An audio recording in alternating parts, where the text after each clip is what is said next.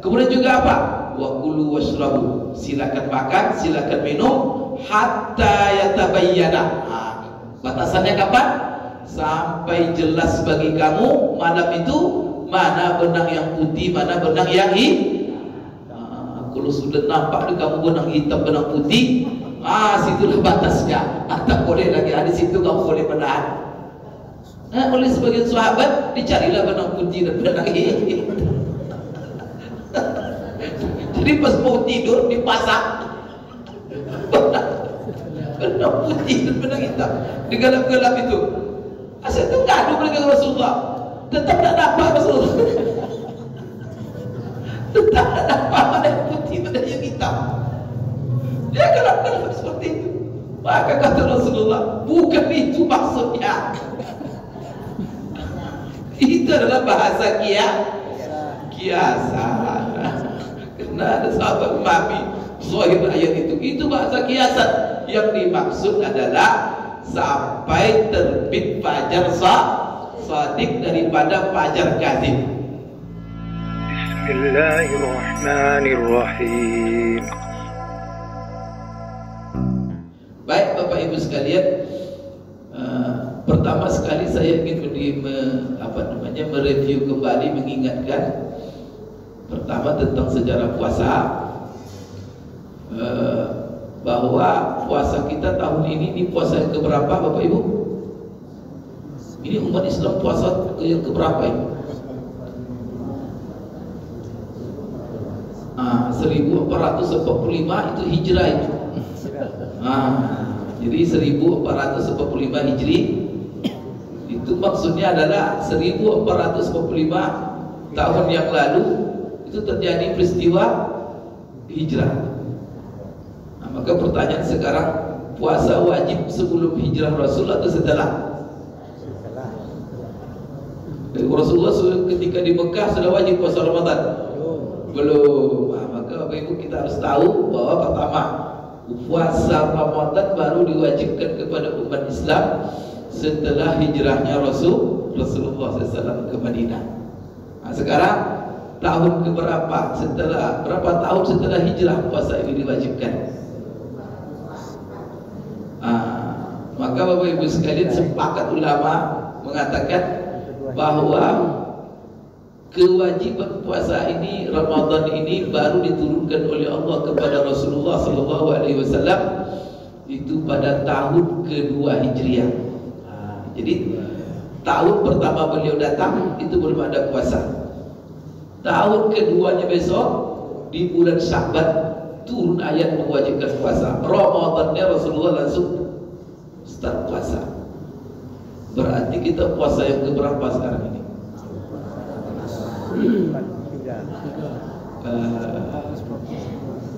Berarti beda antara hijrah dengan puasa cuma setahun cuma.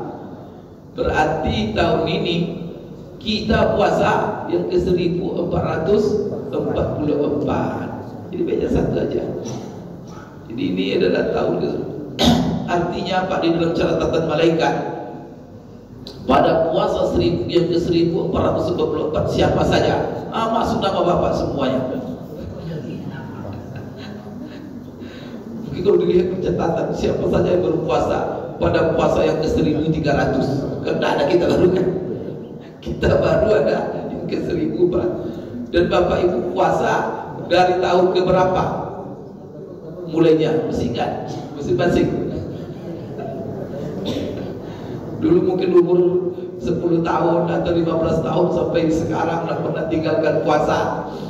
Dihitunglah. Itulah kita cuma barangkali 20 kali, 30 kali, 40 kali. Setelah itu mati kita lagi, orang lain puasa lagi tahun itu. Kita tidak ada puasa lagi. La ilaha illallah. Bapak Ibu sekalian ya. Ini Bapak Ibu sekalian ya. Maka yang pensiun ini banyak puasanya ini. Masya Allah, itu nikmat luar biasa Bapak Ibu sekalian. Maka ada dalam sebuah hadis bagaimana nikmat umur ini Bapak Ibu sekalian. Jadi dalam sebuah hadis Rasulullah menceritakan ada dua orang. Yang pertama sekali dia mati berjihad di jalan Allah. Yang kedua dia tidak meninggal dalam jihad itu. tapi Allah panjangkan umurnya sampai tahun depan. Setelah tahun depan dia baru meninggal, tapi dia tidak meninggal dalam jihad. Maka seseorang itu dia bermimpi bahwa yang tidak mati dalam berjihad ini lebih dulu masuk surga daripada yang mati berjihad. Maka ditanya Rasulullah, kenapa? Seharusnya kan yang mati dalam jihad ini yang pertama masuk surga. Maka apa kata Rasulullah? Tidakkah dia sudah dipanjangkan umurnya sampai Ramadan yang akan datang? Maka dengan Ramadan itulah dia lebih. Maka Bapak Ibu, semakin bertambah umur kita dan Allah sampaikan ke Ramadan, itu luar biasa. Dan karena itu minta sekali kita, ya Allah sampaikan umur kami ke Ramadan. Maka kalau Allah sampaikan nikmat luar biasa. Maka Bapak Ibu ya, kalau sudah Ramadan nanti puasa yang ikhlas, nanti selama puasa itu pegang Quran terus ya. Kita tidak tahu tahun depannya masih itu tidak. Maka ketika Allah berikan kesempatan, jangan sia-siakan. Apalagi kalau sudah tua-tua ini, masa main TikTok juga lagi kalau tua-tua ini. Biar ke TikTok itu ada anak muda. Tak kamu nonton juga joget juga lagi kalau udah tua-tua ini. Kalau udah tua-tua ini isi dengan amal, la ilaha illallah. Itu nikmat, itu luar biasa Bapak Ibu ya. Puas Bapak Ibu ya, kalau Bapak Ibu di hari-hari tua isi dengan amal. Lupa dulu masa-masa muda ada sholat. Dulu masa-masa muda sering mabuk. Masa-masa muda puas hidup itu Bapak Ibu sekalian. Karena terasa, artinya ya Allah ganti Bapak Ibu. Karena umur itu kan kesempatan memperbaiki diri, kesempatan mensucikan diri, bertobat. Itu kan sebenarnya hakikat umur itu. Kemudian kesempatan memperbanyak kan itu sebenarnya. Maka selagi Allah berikan kesempatan, alhamdulillah, jangan disia-siakan Bapak Ibu, mahal sekali. Bapak Ibu sekalian yang dimuliakan Allah. Jadi sekarang kita ini tahun ke 1444 Hijriah. Kemudian juga saya sedikit mengingatkan bagaimana Bapak Ibu sekalian, Allah mewajibkan kepada kita berpuasa, tapi Allah ringankan puasa ini kepada kita. Jadi dia wajib paksa, tapi dia ringan. Kalau dalam ayat itu nampak ringan itu. Kalau Bapak Ibu baca, ya ayyuhalladzina amanu kutiba alaikumusshiyam, sampai nanti uhilla lakum lailatus siyamir rafatsu ila nisaikum. Itu ayat di samping ayat tentang syariat puasa, tapi di situ ayat-ayat itu ada tentang sejarah puasa. Sejarah puasa Bapak Ibu sekalian, dan dalam sejarah puasa itu bahwa nampak dari ayat-ayat itu puasa ini diwajibkan kepada kita umat Islam melalui beberapa fase-fase. Dan fase-fase itu menunjukkan bagaimana kewajiban ini Allah ringankan kepada kita. Maka dengan panggilan ya ayyuhalladzina amanu kutiba alaikumusshiyam itu pada tahun kedua Hijriah, maka kewajiban puasa sebelum itu Bapak Ibu sekalian, ada ulama mengatakan belum ada puasa wajib sebelum Ramadan sama sekali. Tapi ada pula yang mengatakan Bapak Ibu sekalian dari hadis-hadis yang ada bahwa seperti Aisyah, dulu kami diperintahkan puasa sebelum Ramadan, puasa Asyura. Mereka mengatakan bahwa puasa Asyura itu awalnya diwajibkan, tapi setelah turun ayat tentang puasa Ramadan, sehingga puasa Asyura tidak lagi menjadi wajib. Maka yang menjadi wajib Allah ringankan dari puasa Asyura. Sekarang yang wajib itu adalah hanya puasa Ramadan. Kemudian puasa Asyuranya bagaimana? Tetap disyariatkan, tapi hukumnya menjadi sunat. Kata Aisyah, faman syaa shoma wa man syaa aftara.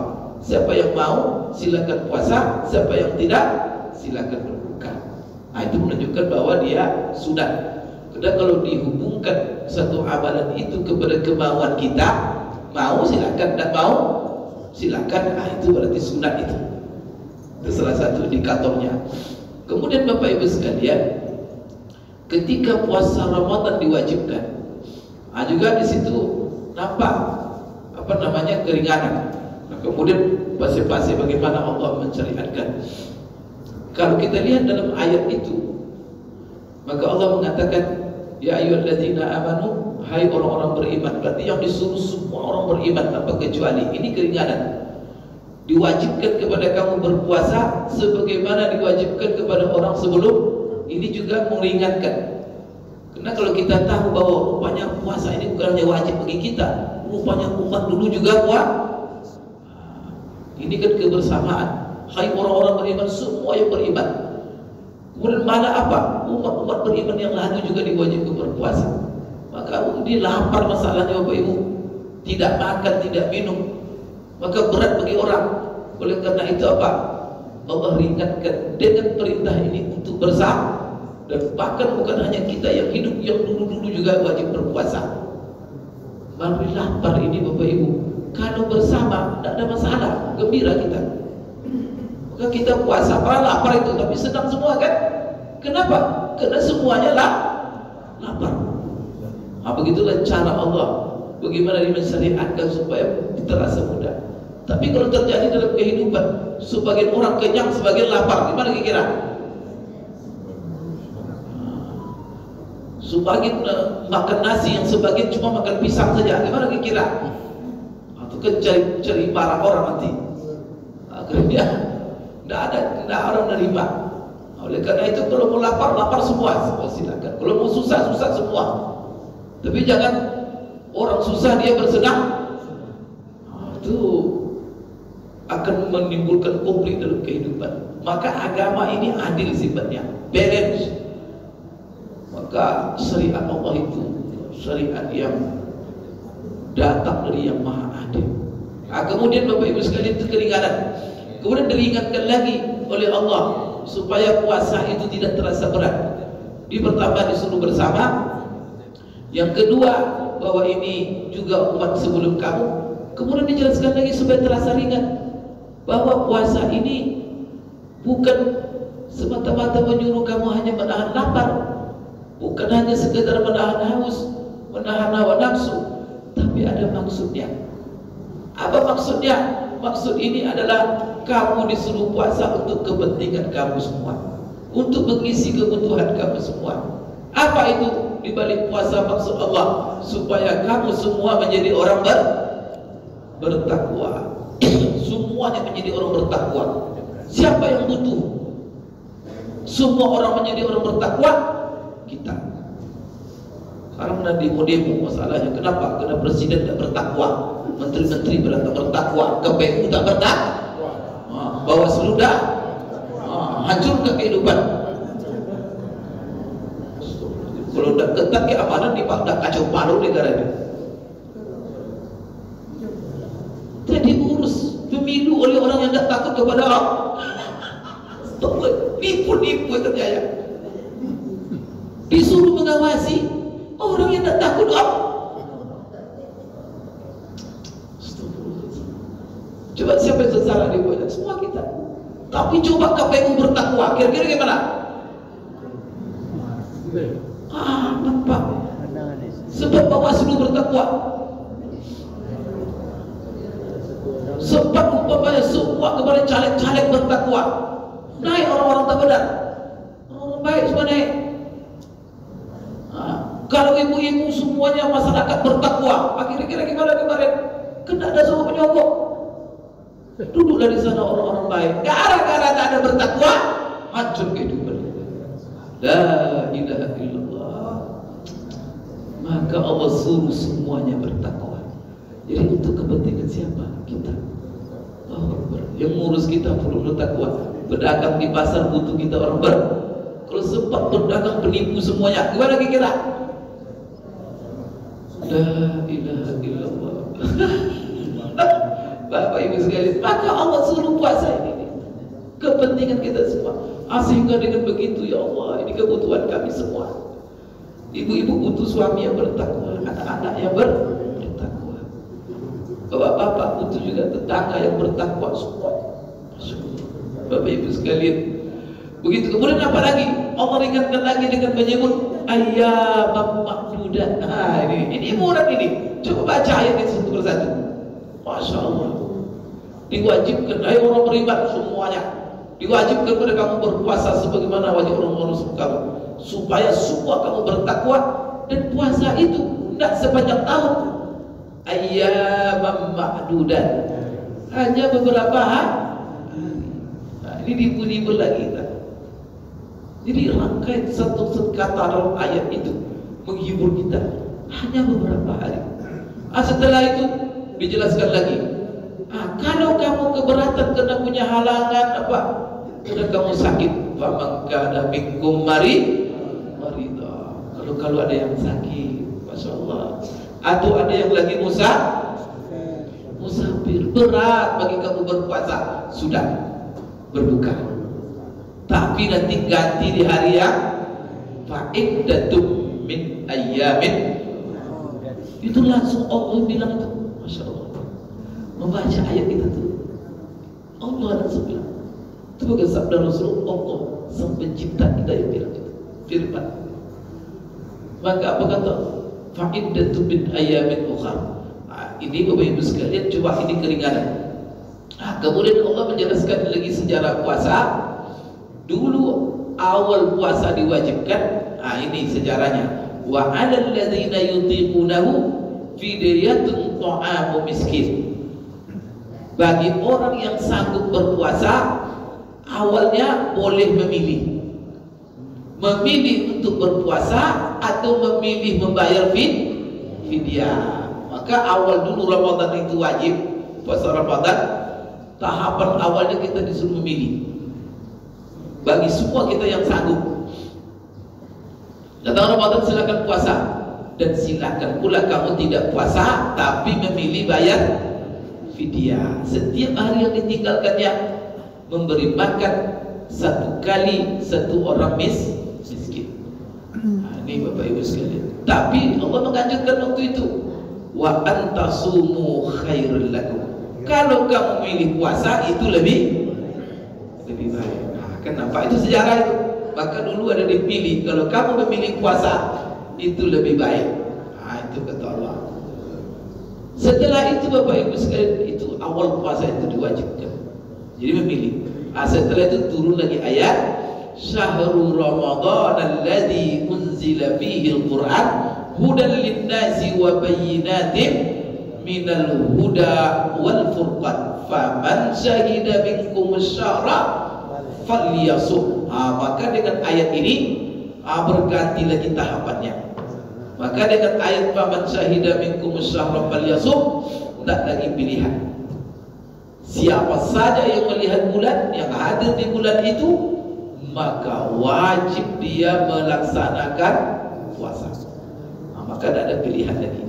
Jadi dalam ayat itu ada sejarahnya, tahapan-tahapan. Kemudian Bapak Ibu sekalian,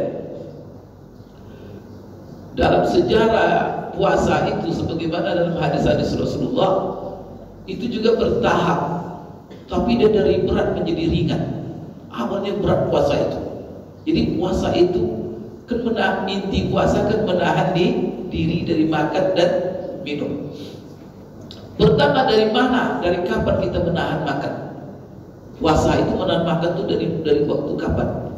Pertama sekali Bapak Ibu sekalian, dari waktu apabila seseorang dia sudah tidur, maka dia sudah tidur, maka dia tidak boleh lagi dia makan, tidak boleh minum. Asal tidur, setelah maghrib itu tidak boleh lagi makan, tidak boleh lagi minum. Maka dari tidur itu dia menahan. Jadi waktunya itu dari tidur. Itulah sebabnya ada peristiwa terjadi di zaman sahabat itu. Di seorang sahabat, dia bekerja di kebun, panas-panas. Ramadan itu kan musim panas rata-rata kalau di Arab sana. Pulang-pulang capek bekerja, menjelang maghrib dia pulang, ditanyanya istrinya, apa yang ada di rumah itu berbuka? Waduh, belum siap apa-apa bang, lebih baiklah saya cari makanan dulu. Maka dia carilah makanan, mencari makanan sampai berbuka. Dia juga waktu berbuka sudah datang, istrinya belum juga datang. Oleh karena itu tertidurlah dia, tertidur. Pas datang istrinya bawa makanan, suaminya sudah tertidur. Lah, katanya Tidur maghrib. Akhirnya dia makanan ada, tidak bisa makan karena dia sudah tidur. Akhirnya menahan itu. Terpaksa dia menahan. Tidak lagi Bapak Ibu sekalian, tidak bisa lagi sahur, tidak bisa karena dia asal tidur, tidak boleh lagi. Itu tahapan pertama. Sehingga sampai besok dia menahan, pergi lagi ke kebun, sampai siang-siang itu dia kepanasan sampai pingsan. Pingsan dia di kebun itu, akhirnya dilaporkan kepada Rasulullah Sallallahu Alaihi Wasallam karena dia menyambung puasa dari kemarin tak sempat berbuka karena tertidur. Jadi Bapak Ibu sekalian, akhirnya apa? Turun ayat. Jadi maka turun keringanan. Maka setelah itu Bapak Ibu sekalian, menahan itu dimulai dari sholat isya. Jadi bukan tidur lagi batasannya, tapi sholat isya. Apabila selesai isya, tak boleh lagi. Maka isya itu diakhirkan dulu. Maka itu tadi dalam hadis itu, Bapak Ibu, isya itu afdalnya diakhirkan. Ada mengakhirkan kepada pertengahan malam. Karena dengan isya itu baru nanti batasan dia menahan. Tentu dilambatkan isyanya. Namun Bapak Ibu sekalian, setelah sholat isya itu tak boleh lagi makan, tak boleh minum, tak boleh lagi berhubungan suami istri. Jadi ada sahabat Bapak Ibu sekalian, di antaranya ini kejadian Umar bin Khattab dilaporkan kepada Rasulullah Sallallahu Alaihi Wasallam. Karena aturannya setelah isya tak boleh lagi makan, minum, apa. Maka dulu sahabat-sahabat itu banyak. Setelah maghrib tak makan dulu, dia berhubungan suami istri dulu. Takut nanti waktu isya sudah jadi berhubungan suami istri. Tapi ada pula yang makan dia apa dulu? Masuk isya, sholat isya. Setelah isya gimana? Tidak bisa berhubungan suami istri. Nafsunya kena siang. Akhirnya ada di antara sahabat sembunyi-sembunyi dia berhubungan suami.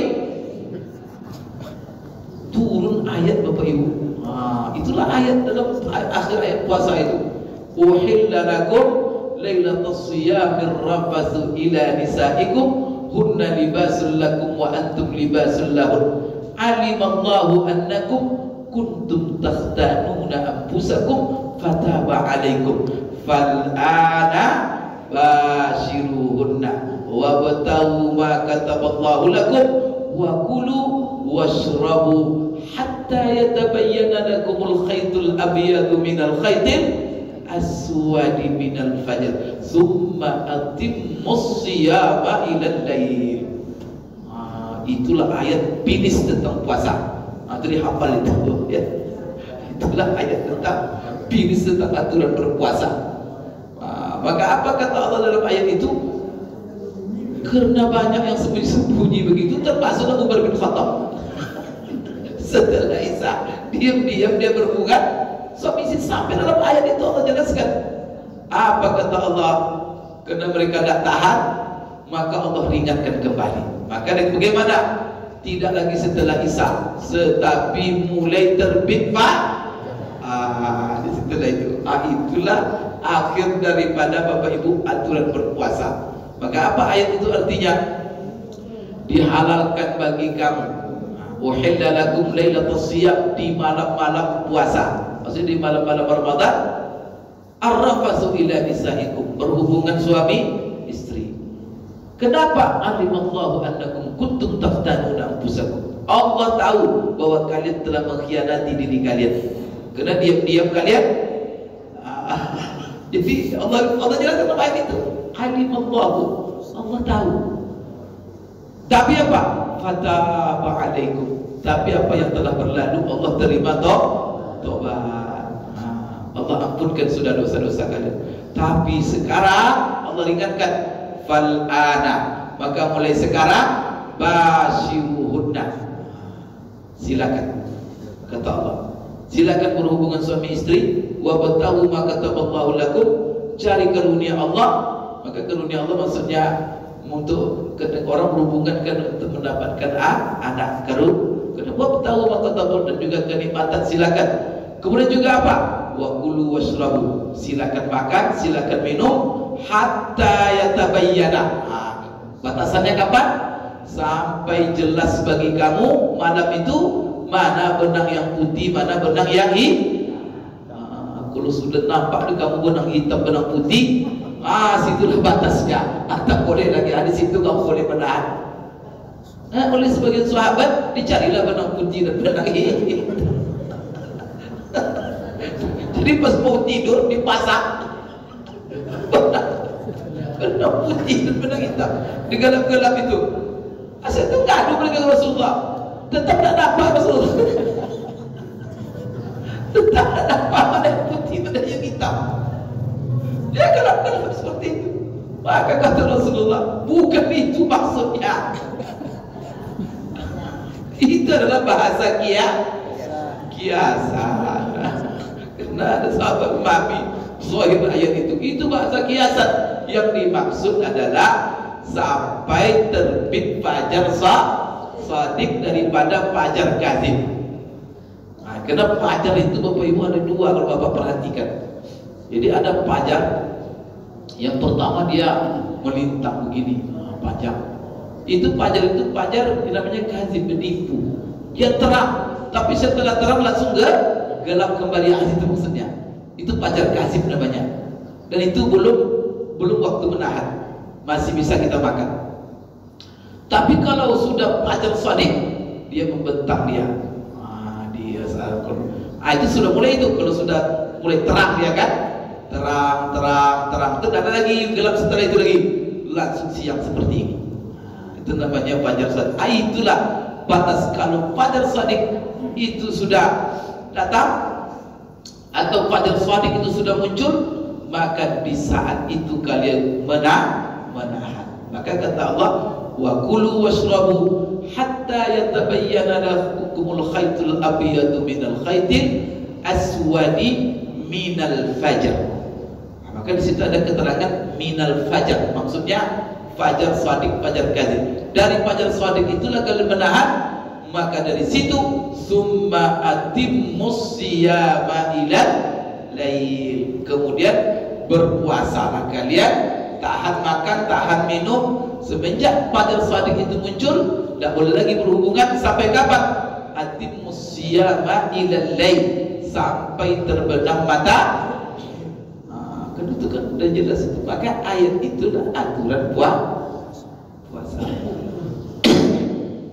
Bapak Ibu sekalian, maka dengan ayat itu sudah finish sudah aturan puasa, dan itulah yang kita lakukan sampai hari ini.